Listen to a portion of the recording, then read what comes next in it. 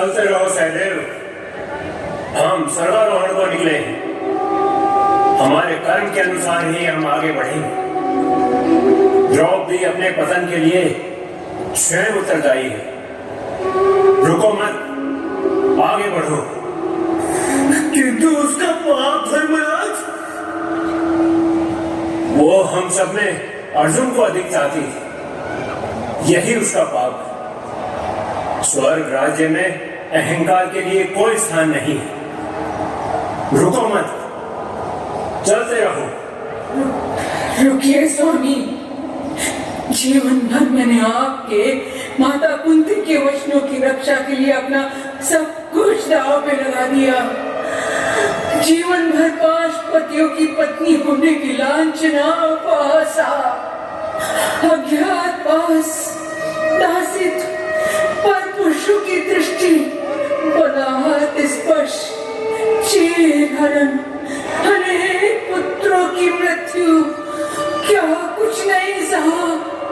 और अंत समय में ये लांछना, ऐसा तिरस्कार। ये तुम्हारा प्रारब्ध है द्रुपद नंदिनी। मेरा प्रारब्ध तो अर्जुन थे, जिन्होंने शर संधान करके मुझे पाया था, किंतु आपने माता कुंती के वचनों की आड़ लेकर मुझे उपभोग की वस्तु बना दिया।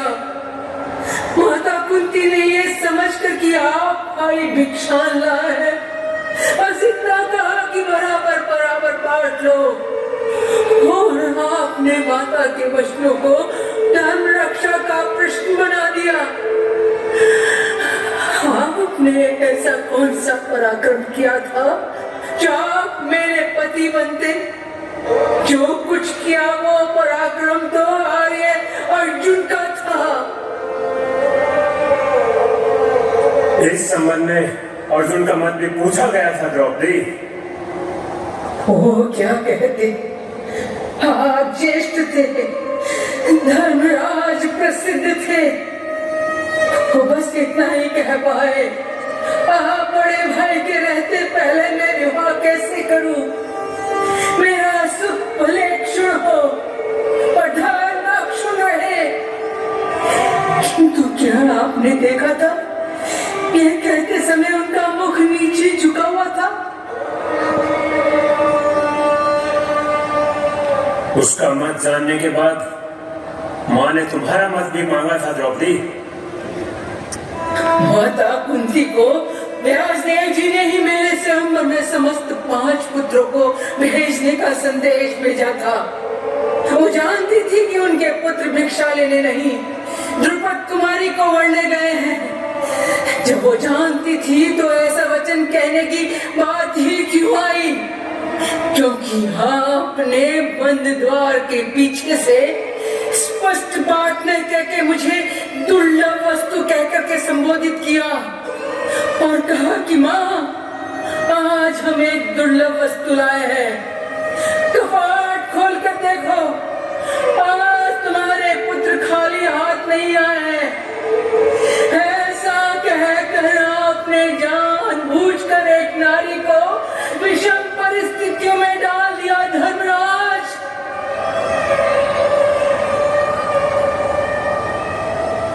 क्या तुम कहना चाहती हो कि तुम्हारा मत नहीं पूछा गया था? तो मैं स्वीकार भी कर सकती थी।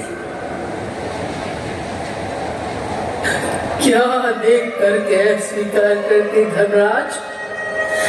तब तक मैं समझ चुकी थी दुर्लभ होने का अर्थ।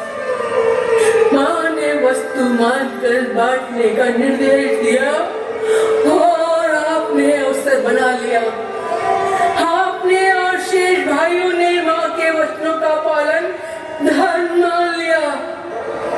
मैं याज्ञ से ही धर्म रक्षा के लिए मेरा जन्म।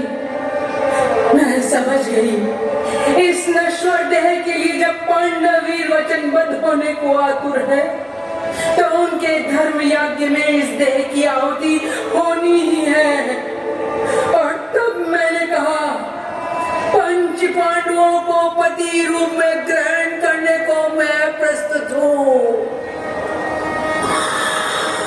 क्या तब आपने देखा था मेरे नैनों के कोर भीगे हुए थे? उस जन्म और पालना तो सिर्फ बहाने थे। पुरुष की दृष्टि में स्त्री सिर्फ अन्य है, भोग की वस्तु है। स्त्री मानव नहीं है, शरीर के अलावा उसकी और कोई पूंजी नहीं है।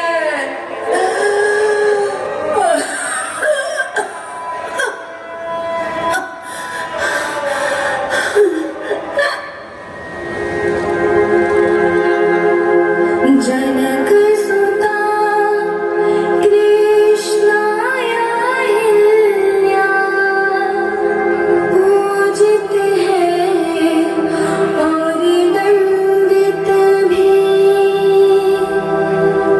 विधि ने क्यों फिर निखरानी करुण कहारी नारी की।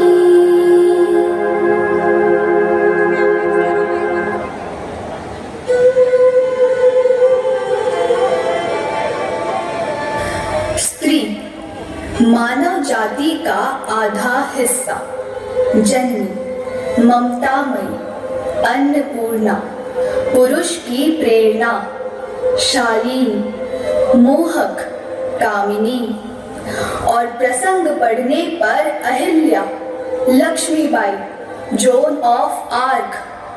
किंतु उसे ये सब होने पर भी मानव सभ्यता के बड़े इतिहास में कभी बराबरी का अधिकार नहीं मिला। आज की प्रस्तुति इसी स्त्री को समर्पित है। द्रौपदी ने माता कुंती और पांडवों के वचनों का मान रखने के लिए मौन रहकर अपनी आहुति दी। कई पुरुषों से विवाह और दाम्पत्य का भार सहा, किंतु अंत में स्वर्गारोहण के मार्ग में उसके सारे कष्टों, अपमानों, दुखों और पीड़ाओं को भुलाकर उसे ही दोषी ठहराया गया। स्त्री धर्म, परंपरा, रीति के नाम पर मौन रह जाती है और उसे ही उसकी स्वीकृति मान लिया जाता है। और वर्तमान में उसके शिक्षित और सबल होने पर भी ये स्थिति बदली नहीं है। वो भारत या तीसरी दुनिया के देशों में अकेली ही औरत होने के दर्द और त्रासदी को नहीं झेल रही है। उसकी ये स्थिति सार्वभौमिक है, क्योंकि स्त्री कहीं झुंड बनाकर नहीं रहती। वो मानवता का आधा हिस्सा होकर भी पूरी एक जाति नहीं है। गुलाम अपनी गुलामी से परिचित है और एक काला आदमी अपने रंग से, पर स्त्री घरों, अलग अलग वर्गों एवं भिन्न भिन्न जातियों में बिखरी हुई है। उसमें क्रांति की चेतना नहीं है, क्योंकि अपनी स्थिति के लिए वो स्वयं जिम्मेदार है। वो पुरुष की सह अपराधिनी है। उसने अपनी स्थिति को सामान्य मानकर स्वीकार कर लिया है।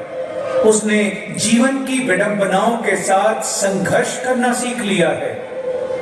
पहले पहल आजीविका का प्रश्न पुरुष ने संभाला, इसलिए स्त्री के जिम्मे घर बच्चों की देखभाल आई। समय बदला, स्त्री भी काम पर जाने लगी, किंतु घर बच्चों की देखभाल का उसका जिम्मा खत्म नहीं हुआ।